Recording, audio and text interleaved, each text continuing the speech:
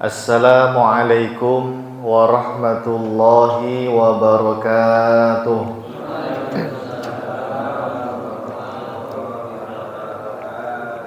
Bismillahirrahmanirrahim.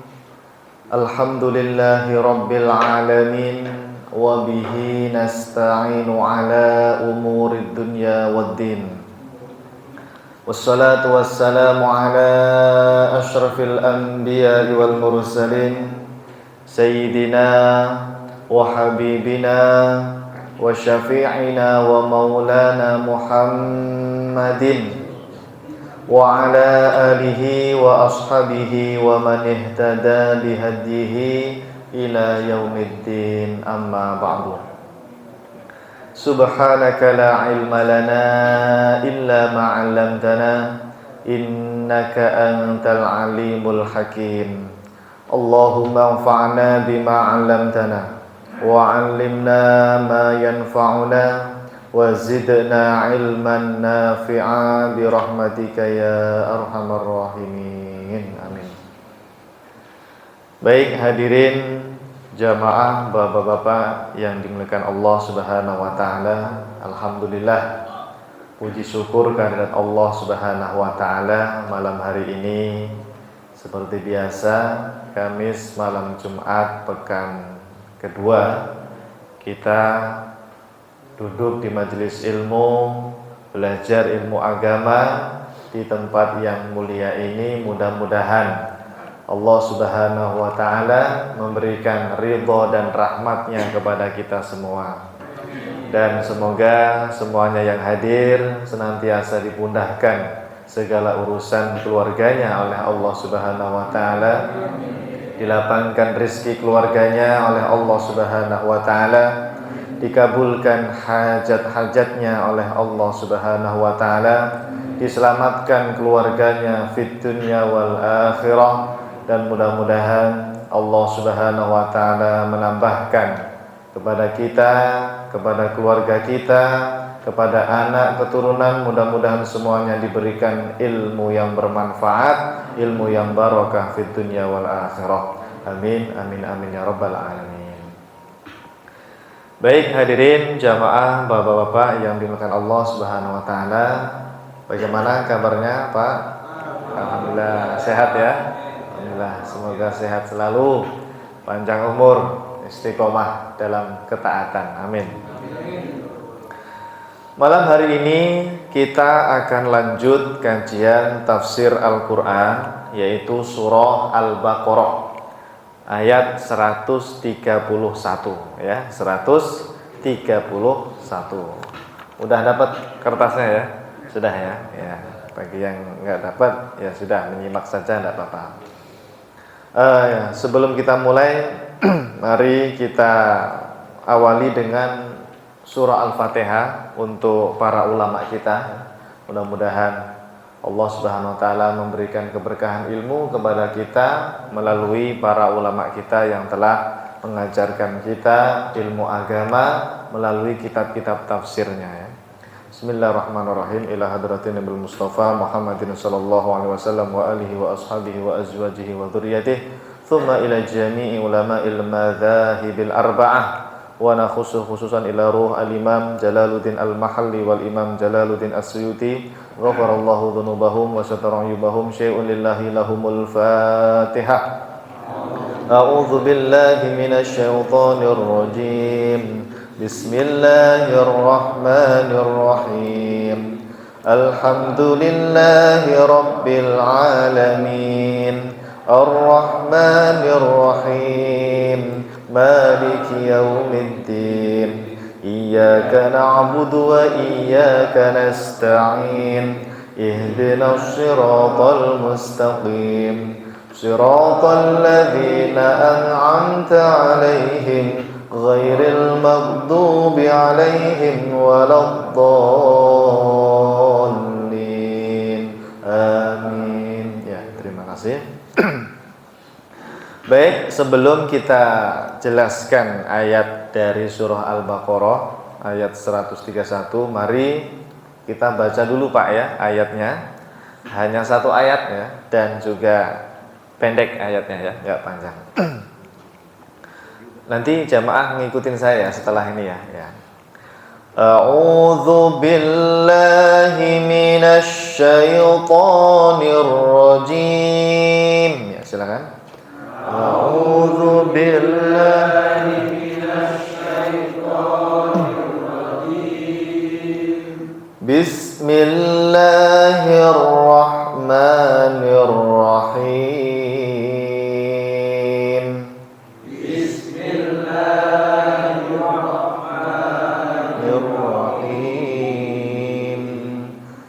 إذ قال له ربه أسلم قال أسلمت لرب العالمين إذ قال له ربه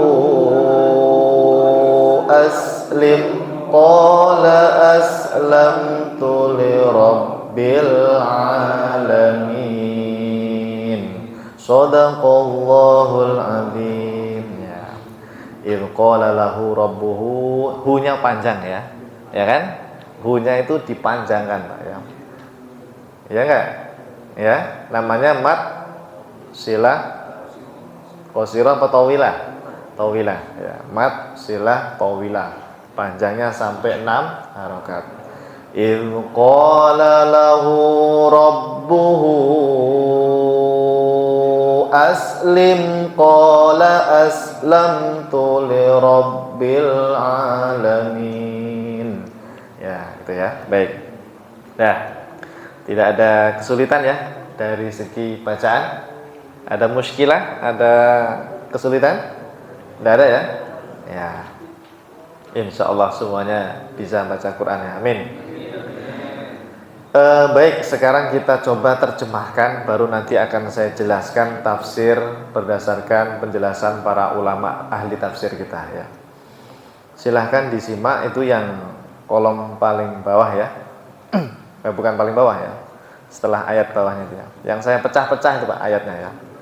Idh ya, benar ya? Idh, ingatlah ketika ya. Idh ini ingatlah ketika. Id, ingatlah ketika. Jadi id itu maknanya itu ketika sebetulnya. Cuma di sini ada tafsiran wadhkur ya. Wadhkur itu ingatlah ya. Ingatlah ketika. Qala, telah berkata. Ya, qala telah berkata. Qala itu artinya apa? Telah berkata ya. Qala. Qala Rasulullah misalnya kan begitu kan sering ya. Qala Allah ya. Kalau qala Allah berarti Allah berfirman. Kalau qala Rasulullah, Rasulullah bersabda ya. Kalau qala Pak Paijo, nah Pak Paijo berkata ya. Berkata. Enggak ada yang namanya Pak Paijo ya. Enggak ada ya. Jadi qala ini tergantung. Kalau qala Allah jangan diterjemahkan berkata tapi berfirman ya. Allah berfirman, lebih sopannya berfirman. Kalau Nabi qala Rasulullah berarti Rasulullah bersabda ya. Ya, kalau Pak Paijo kita qala Pak Paijo berkata ya. Ya, berkata. Qala telah berkata ya, kita aja enggak apa-apa. Atau telah berfirman juga boleh karena nanti ini adalah Allah ya. Lahu kepada Nabi Ibrahim, lahu kepada Nabi Ibrahim. Lahu kepada Nabi Ibrahim. Lahu kepada Nabi Ibrahim. Siapa? Rabbuhu, Tuhannya. Ya, Rabbuhu, Tuhannya. Dalam kurung Allah Subhanahu wa ta'ala. Ya, Tuhannya Nabi Ibrahim ya Allah, Pak. Ya. Tuhannya Nabi Muhammad ya Allah. Tuhannya seluruh para nabi ya sama. Allah Subhanahu wa ta'ala. La ilaha illallah. Tidak ada Tuhan Pak di alam semesta ini Pak. Tidak ada Tuhan satupun yang berhak untuk disembah kecuali hanya Allah. Kalau ada yang ngaku-ngaku punya Tuhan selain Allah, itu bohong ya. Bohong itu. Tuhan apa? Tuhan Buddha atau Tuhan apa itu? Ya, di yang lain-lain lah ya. Itu bukan ya. Kita meyakini satu-satunya Tuhan yang menciptakan alam semesta ini adalah Allah Subhanahu wa taala. Nah, id qala lahu rabbuhu, apa tadi? Ingatlah ketika telah berkata kepada Nabi Ibrahim, yaitu Tuhannya. Siapa? Allah Subhanahu wa taala. Apa kata Allah? Aslim. Aslim. Apa artinya aslim? Aslim itu sebetulnya tunduklah. Tunduklah. Atau bisa juga jadilah orang Islam. Aslim itu jadilah orang Islam. Aslim itu jadilah orang Islam. Atau tunduklah. Karena Islam itu Pak, artinya itu tunduk Pak. Aslama yuslimu Islam, agama Islam ya. Kita ini kan agama Islam. Islam itu artinya apa? Tunduk, patuh kepada Allah, kepada Nabi. Ya, makanya dinamakan agama Islam. Ya. Jadi kalau aslim berarti ini perintah ini, tunduklah. Atau apa tadi? Beragamalah Islam. Jadi agamanya para nabi zaman dulu itu apa Pak? Kalau ditanya ini. Kalau kita kan pengikut Nabi Muhammad SAW ini agamanya Islam. Kalau umat-umat terdahulu apa? Sama Pak, sama Pak. Agamanya Islam Pak, sama. Karena Islam itu maksudnya adalah agama yang patuh tunduk kepada Allah Subhanahu wa taala. Hanya saja syariatnya yang beda. Ya kan? Beda. Umat terdahulu itu Pak, kalau puasa nih Pak, kalau puasa beda dengan puasa kita. Beda. Ya, beda. Kalau kita ada namanya puasa Ramadan ya, puasa Ramadan yang 31 bulan lah ya, satu bulan ya. Kalau umat zaman dulu ada puasanya itu sehari puasa, sehari enggak. Satu hari puasa, satu hari enggak. Itu umatnya siapa? Nabi Daud ya kan? Makanya dinamakan puasa Daud ya kan? Bukan Daud di sawah ya. Daud apa Daud ya? Ya itu bukan. Nabi Daud alaihis salam ya. Sama-sama puasa tapi beda tata cara puasanya. Bahkan sholat juga Pak. Ulama nabi-nabi terdahulu dan para umatnya ya, seperti Nabi Musa dan umatnya, Nabi Isa dan umatnya itu sholat Pak, mereka itu sholat ya, sholat, mereka diperintahkan sholat oleh Allah Subhanahu Wa Taala. Hanya saja tata cara sholatnya berbeda dengan kita. Ada Pak Nabi itu sholatnya hanya duhur doang tuh ada waktu siang. Nanti ada Nabi yang sholatnya itu hanya asar saja, itu ada. Saya lupa detailnya, ada di kitab Kifayatul Akhir. Nabi ini sama umatnya itu dia perintahnya hanya sholat ini Pak, duhur gitu. Nanti Nabi yang satu lagi perintahnya itu hanya sholat asar gitu. Ada itu. Nanti Nabi yang lain ada lagi perintahnya hanya sholat maghrib Pak. Sehari itu cuma maghrib doang sholatnya. Ada itu. Cuma saya lupa detailnya. Terus yang isya juga begitu. Ada. Termasuk subuh. Nah, kita umatnya Rasulullah, Nabi terakhir Nabi Muhammad Sallallahu Alaihi Wasallam itu sholatnya itu menggabungkan banyak sholatnya umat terdahulu itu Pak. Berarti keren kita ini Pak. Sehari kita gabung semuanya itu 5 kali ya, 5 kali. Dan itu dulu dilakukan oleh umat-umat terdahulu. Cuma tadi ada yang hanya zuhur saja, ada yang hanya asar saja. Oke. Artinya apa? Ya semua nabi dan umatnya itu diperintahkan, terima kasih, diperintahkan untuk beragama Islam. Urusan nanti umatnya ada yang menyeleweng itu ya beda lagi. Nabi Isa itu mengajarkan agama Islam Pak. Cuma oleh umatnya, pengikutnya ya Nasrani kita nyebutnya, itu diselewengkan ajarannya. Makanya sudah tidak asli lagi begitu. Baik, lanjut. Qala, telah berkata, siapa ini yang berkata? Nabi Ibrahim. Qala, telah berkata Nabi Ibrahim. Kan tadi begini, idh qala, ingatlah ketika telah berkata lahu kepada Nabi Ibrahim. Siapa? Rabbuhu, Tuhannya. Apa kata Allah? Aslim, tunduklah atau beragamalah Islam. Qala, dijawab oleh Nabi Ibrahim. Qala, telah berkata Nabi Ibrahim. Qala, telah berkata Nabi Ibrahim.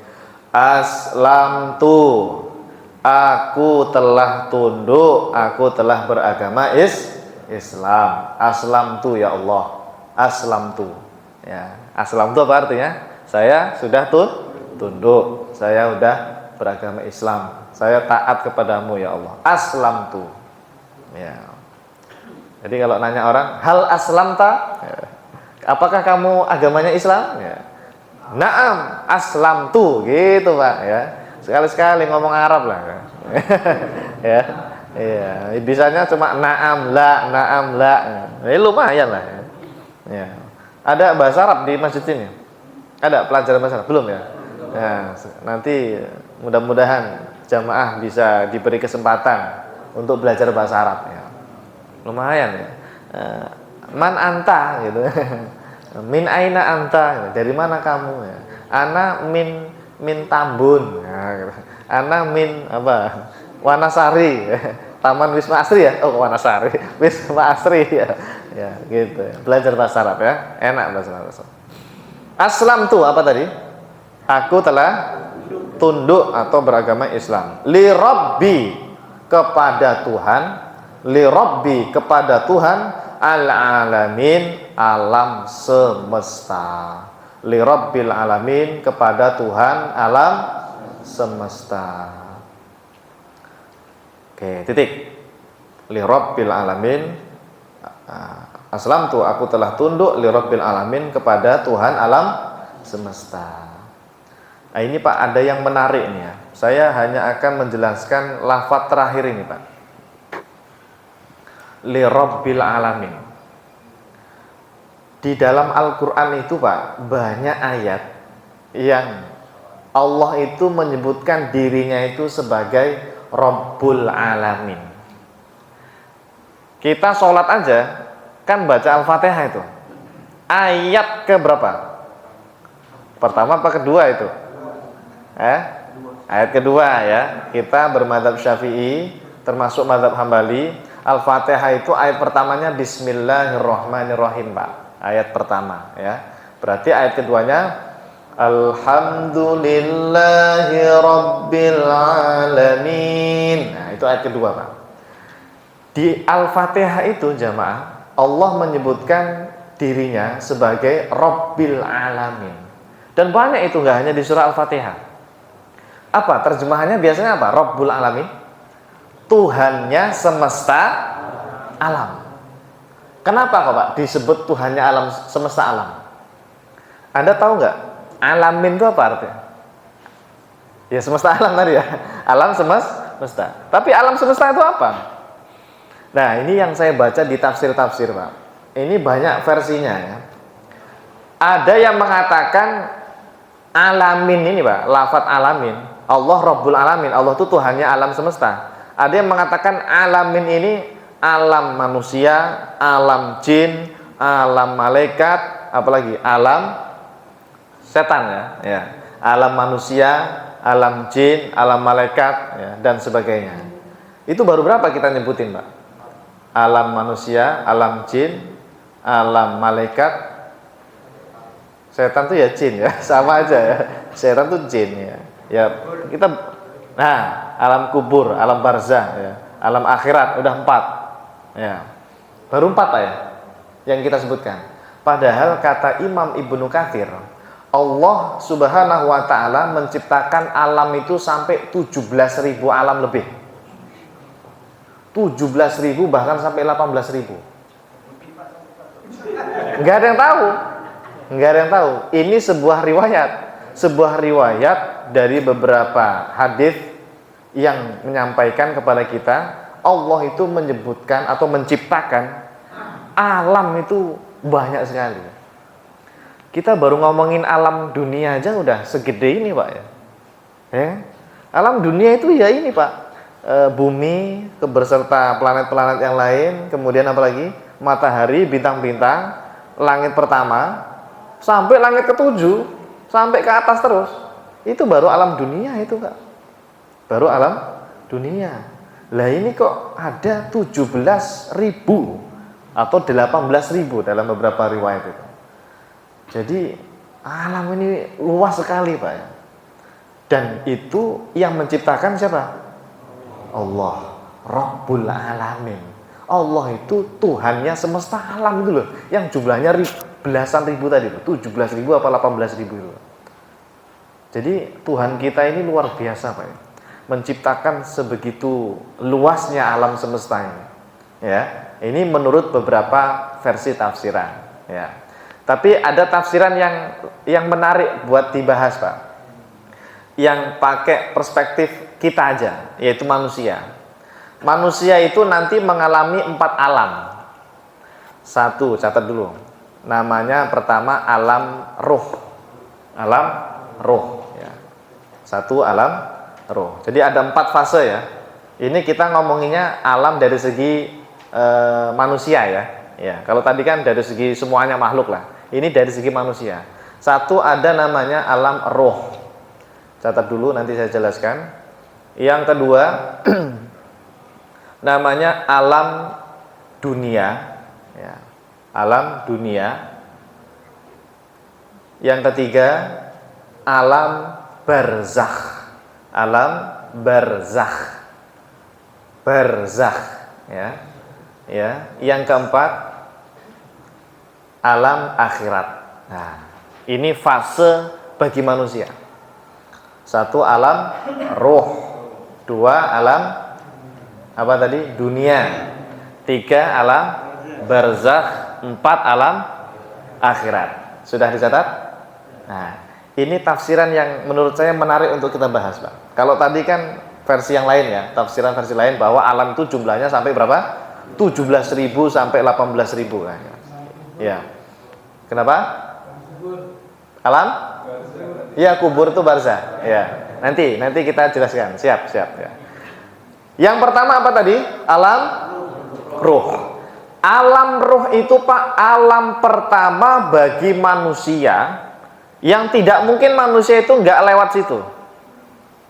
Semua manusia, Pak, dari zaman Nabi Adam sampai nanti kiamat, pasti awal mulanya itu dia lewatnya itu ke alam ruh dulu. Dan di ruh itu, Pak, alam ruh, ya. Ada juga yang nyebutnya alam rahim ya. Alam rahim ya. Karena ya janinnya kan di rahim ya. Ya sebetulnya bukan di situ, Pak. Kita nggak tahu alam ruh itu di mana, itu hakikatnya nggak ada yang tahu. Cuma kan fisiknya janinnya ya memang di dalam perut ibu, ya, di rahim. Nah, makanya alam ruh itu biasa disebut alam rahim kan itu ya. Tapi alam ruh itu bukan di situ sebetulnya. Alam ruh itu tempat pertama kali Allah menciptakan ruh, gitu aja. Dan ketika ruh itu ditiupkan, Pak, atau diciptakan oleh Allah, ini Pak, Anda ini dulu melalui ruh, Pak. Ya, awalnya Pak, sebuah ruh. Nggak ada yang tahu hakikat ruh seperti apa. Tapi semua ruh itu, Pak, di alam ruh. Berarti kalau semua ruh jamaknya, Pak, arwah ya, arwah. Kalau ruh kan satu. Kalau arwah kan, Pak, banyak. Semua arwah itu, Pak, di alam ruh itu beragama Islam dan beriman kepada Allah. Buktinya apa? Di dalam Al-Quran Allah menceritakan bahwa roh itu ditanya, alastu birabbikum. Nah, jadi Pak, pada saat Anda ini ya, roh Anda itu di mana alam roh, itu Allah itu nanya kepada kita, Pak. Cuma kok kita nggak ingat ya? Ya, kita nggak ingat, Pak. Ya, udah lupa. Jangankan di alam roh, orang umur 1 tahun aja kita ngapain nggak tahu kan ya? Nggak tahu. Kita lahir di dunia. Saya dulu waktu bayi ngapain ya? Ya nggak ada yang tahu ya. Paling ngeh itu ya kehidupan sejak umur SD lah gitu ya. Masih ingat gitu ya. Ada orang yang ingat, saya waktu umur 1 tahun pernah jalan-jalan kemana? Nggak ada ya. Nggak ada, lupa kan ya? Ya kan? Ya. Tapi Pak, Allah mengatakan dalam Al-Quran, dan Allah tidak mungkin bohong, kita ini dulu pas masih bentuk roh, di alam roh, ditanya sama Allah, alastu birabbikum, apakah kamu beriman aku ini Tuhan kamu? Allah nanya begitu, Pak, ke kita, Pak, dulu di ruh. Kita jawabnya apa? Qalu bala syahidna. Iya ya Allah, kami bersaksi Engkau adalah Tuhan kami. Jadi semuanya ruh itu Pak, semua arwah itu dulu Islam Pak, di alam ruh. Termasuk ruh-ruhnya orang kafir. Ya, termasuk ruh-ruhnya orang-orang yang agama selain Islam sekarang, mereka itu dulu di alam ruh Islam semuanya, beriman Pak kepada Allah dulu itu. Ya, semuanya beriman. Tapi ketika masuk alam berikutnya, nah setelah alam ruh apa yang kedua? Alam dunia. Di alam dunia barulah di situ kita ditentukan agama kita yang sebenarnya. Nah, pada awalnya sih anak-anak kecil itu Pak sebetulnya yuladu alal fitrah. Setiap bayi yang lahir itu sebetulnya dilahirkan dalam keadaan agama Islam. Tinggal nanti orang tuanya ini, kata Nabi, yuhawwidanihi au yunassironihi au yumajjisanihi. Orang tuanya menjadikan dia Yahudi, apa Nasrani, apa Majusi, ya, agama Majusi, ya. Tergantung orang tuanya. Kalau bayi ini lahirnya di orang tua yang Islam, ya Islam dia. Kalau orang tua yang begitu Nasrani, ya jadi Nasrani. Tapi pada dasarnya anak kecil itu yuladu alal fitrah, dilahirkan dalam keadaan suci agama Islam. Fitrah itu maksudnya agama Islam. Jadi manusia di alam yang kedua ya, namanya alam apa? Dunia. Itu sudah mulai dicatat amal perbuatannya. Jadi argo amal Pak atau dosa itu dicatat mulai sejak balik. Sejak balik. Kalau belum balik maka argo apa tadi? Catatan amal perbuatan, amal buruk lah atau soleh ya, itu belum dihitung, dihitung. Makanya kalau ada, mohon maaf, ada anak kecil belum balik, ya, belum balik, dia hidup di keluarga yang kafir, non muslim, nah, di agama Buddha atau Hindu dan sebagainya, Pak. Itu kata para ulama nanti dia itu selamat Pak di akhirat, ya, meskipun ada khilafiyah. Ya. Ada khilafiyah di antara ulama, tapi beberapa para ulama ya itu mengatakan mereka selamat tuh anak-anak orang kafir yang meninggal ya, mohon maaf, yang meninggal tadi belum saya sebutkan ya, yang meninggal dalam keadaan belum balik ya, saya lupa ya. Bukan anak kecil yang sampai dewasa, bukan, anak kecil orang kafir yang meninggal dunia belum balik, mereka itu selamat Pak di akhirat ya, karena belum balik, belum dicatat apa-apa, meninggal dipanggil oleh Allah. Kenapa? Sudah dibaptis. Ya, tapi kan anak dia kan belum balik, Pak. Orang yang belum balik itu dia belum mengerti apa-apa. Semacam dipaksa kan sama orang tuanya. Ketika dia balik baru dia mengerti dan seterusnya. Harusnya kalau dia balik, dia harus mencari kebenaran begitu. Ya. Jadi intinya begitu. Makanya khilafiyah sih sebetulnya. Ada perbedaan ulama tentang hukum anak kecil yang mati sebelum balik dalam keadaan di keluarga yang non Islam ya. Nah, jamaah yang Allah Subhanahu wa taala, di kehidupan dunia ini manusia itu diberikan kebebasan beramal soleh. Beramal soleh maupun dia juga bisa berbuat apapun lah, terserah. Tapi ingat, kehidupan di dunia ini nanti sementara, nggak lama, karena masih ada dua alam lagi, ya kan? Masih ada dua alam lagi. Berarti kita ini sedang berada di alam kedua, Pak. Ingat, Pak. Ingat Pak. Alam pertama sudah kita lewati, Pak. Alam ruh sudah kita lewati. Sekarang kita ini yang sedang ngaji, semua keluarga kita di rumah, mereka itu sedang berada di alam yang kedua ini. Namanya alam dunia, tempat beramal. Bahkan alam dunia ini penentu alam berikutnya. Coba, alam dunia ini penentu alam-alam berikutnya. Kenapa? Karena kalau di dunia kita nggak beriman, kita tidak beramal soleh, nanti di alam ketiga, keempat, dah lewat dah itu. Hati-hati. Di alam ketiga namanya apa? Alam barzakh. Alam barzakh itulah Pak tadi yang Anda sebut sebagai alam kubur.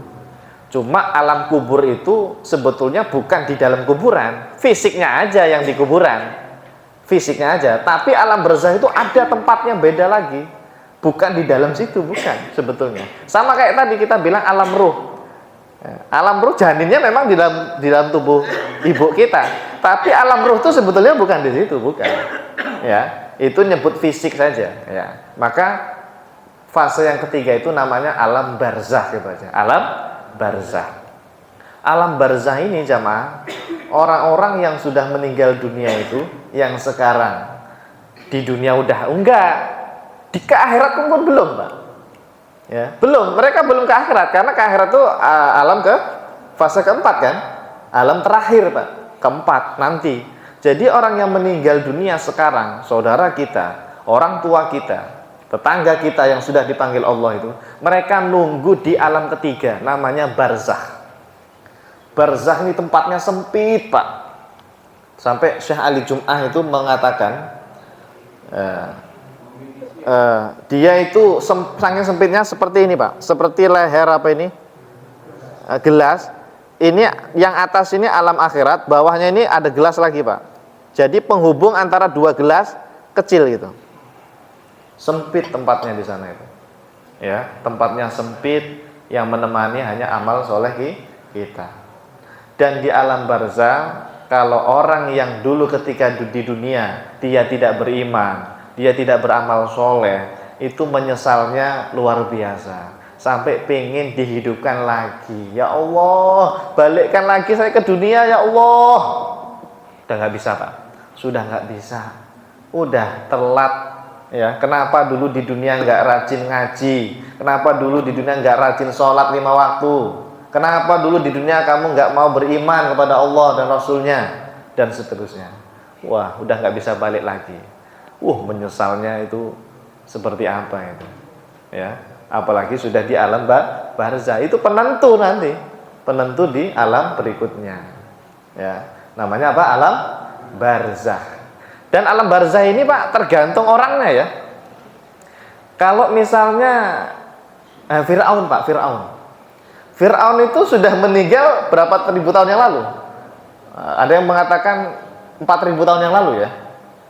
Menurut ahli sejarah, Fir'aun yang di masanya Nabi siapa? Nabi Musa alaihissalam, Nabi Musa. Kan Fir'aun itu meninggal di laut kan itu ya. Itu sampai sekarang dia itu di mana? Ruhnya. Ya di alam barzah kan. Nunggunya lamanya kayak apa itu dia? Dari sejak tahun 4.000 tahun yang lalu Pak, kata ahli sejarah. Kira-kira 4.000 tahun yang lalu sampai nanti kiamat dia di dalam alam barzah. Berarti lama banget tuh. Padahal di dunia dulu Fir'aun itu Pak hidupnya nggak sampai 100 tahun Pak. Ada yang mengatakan umurnya itu 90 tahun. Dan 90 tahun itu dia masih kuat ngejar-ngejar Nabi Musa kemana itu? Ke Laut Merah itu. Umur 90 tahun Pak. Itu masih kuat mengejar siapa? Nabi Musa. Ini Fir'aun ini minum jamu apa dia ya? Udah tua sudah. Ya, 90 tahun ya. Ya kan umat zaman dulu kan emang panjang-panjang umurnya ya. Mungkin 90 tahun itu masih muda, masih kuat sebetulnya ya. Bukan minum jamu apa ya, bukan ya. Nah, jadi Fir'aun itu di alam barzah udah lama banget dia nungguin Pak. Karena dia meninggalnya udah lama. Apalagi Nabi Adam, ya kan? Nah, lebih lama lagi. Jadi kalau nanti yang meninggalnya 1 hari sebelum kiamat, dia di alam barzah cuma sehari ya. Hari Kamis meninggal, Jumatnya kiamat Pak. Berarti di alam barzah dia cuma sehari Pak. Ya Allah ya. Jadi tergantung ya, relatif ya. Lamanya menunggu di alam barzah itu tergantung. Jadi teman-teman kita yang sekarang sudah meninggal dunia di alam barzah itu ini nungguin sampai kiamat Pak itu. Nungguin sampai kiamat. Kalau mereka orang yang baik, mereka itu berharap kiamat itu dipercepat Pak. Senang mereka malahan Pak. Malah doain kita, kiamat cepetin gitu. Karena pengen cepat-cepat masuk surga. Tapi orang yang di alam barzah, kalau dia itu orang yang tidak beriman ya, banyak dosanya dan sebagainya. Dia malah takut tuh. Ya Allah, jangan jadikan kiamat ya Allah. Jangan sampai kiamat datang dulu ya Allah. Tunda dulu ya Allah gitu. Mereka berharap seperti itu.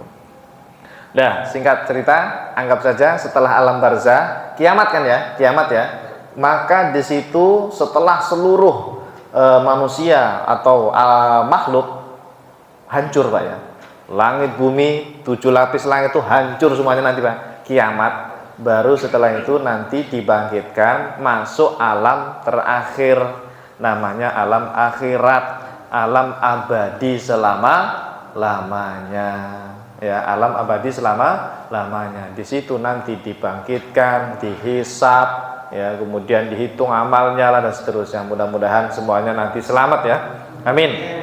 Semoga orang tua kita ya, kita dan juga saudara-saudara kita, istri, anak-anak kita, keturunan kita semuanya nanti mudah-mudahan dibangkitkan ya bersama Nabi Shallallahu Alaihi Wasallam, dihisab dengan hisab yang mudah, hisaban yasiro, kalau bisa bi ghairi hisab, amin. Dapat syafaat Nabi nanti itu Pak di alam apa namanya itu mahsyar ya, di padang mahsyar itu kita ngarep-ngarep banget tuh Pak syafaat Nabi. Satu-satunya yang bisa menyelamatkan kita adalah Rasulullah Shallallahu Alaihi Wasallam. Nabi itu paling sayang kepada umatnya. Nabi Shallallahu Alaihi Wasallam itu yang dicari nanti itu umatnya Pak. Pengen menyelamatkan semua umatnya. Kalau bisa semuanya nanti itu dimasukkan ke surga tanpa hisab. Makanya Nabi waktu masih hidup Pak, dulu bilang kepada para sahabat, semua Nabi itu dikasih satu doa yang mustajab, dan semua Nabi sudah memakainya di dunia, kecuali saya, kata Nabi Pak gitu. Saya ulangi. Seluruh Nabi Pak, kata Nabi SAW, itu diberi satu doa oleh Allah yang pasti mustajab, pasti, dan tidak ditunda-tunda, dan sudah dipakai oleh semua Nabi di dunia, kecuali saya. Satu doa ini saya simpan untuk nanti umatku di akhirat. Ya Allah, saking sayangnya Pak Nabi kepada kita Pak, satu doa mustajab itu disimpan, nggak mau dipakai di dunia Pak oleh Nabi. Nanti di akhirat Nabi minta itu doa kepada Allah dikabulkan supaya seluruh umatnya selamat, nggak ada yang mampir ke neraka. Itu namanya syafaat uzma. Namanya apa? Syafaat uzma. Kalau kita bicara kayak gini itu kita optimis Pak. Meskipun banyak dosa ya Pak ya kita ya. Meskipun kita ya sholatnya ya males-malesan, ngajinya males-malesan, tapi optimis Pak kita. Insya Allah selamat dapat syafaatnya Nabi Sallallahu Alaihi Wasallam. Amin. Ya. Tapi jangan keenakan juga ya, jangan kepedean juga. Kita juga harus berusaha ya taat kepada ajaran Nabi Sallallahu Alaihi Wasallam. Ya, insya Allah semuanya diselamatkan oleh Allah. Amin ya rabbal alamin. Nah, jadi tafsir Rabbil Alamin itu banyak versi. Yang paling menarik tadi alam ruh, alam dunia, alam barzah, dan alam akhirat ya. Sebetulnya masih banyak alam itu ya, sampai 17.000 itu apa itu ya. Ya kita nggak dikasih tahu Pak sama Allah Subhanahu Wa Taala ya, itu rahasia. Ini menunjukkan Allah itu maha kuasa. Baik, sudah masuk Isya ya, terima kasih. Semoga sedikit ilmu yang kita bahas, sedikit apa banyak tadi ya, lumayan ya. Mudah-mudahan berkah ilmunya, manfaat ilmunya, dan Allah jadikan keluarga kita keluarga yang sakinah, mawaddah, warahmah, dijadikan keluarga yang selamat di dunia dan juga selamat nanti di akhirat. Amin ya rabbal alamin. Subhanakallahumma wa bihamdika asyhadu an la ilaha illa anta astaghfiruka wa atubu ilaik. Terima kasih. Assalamualaikum warahmatullahi wabarakatuh.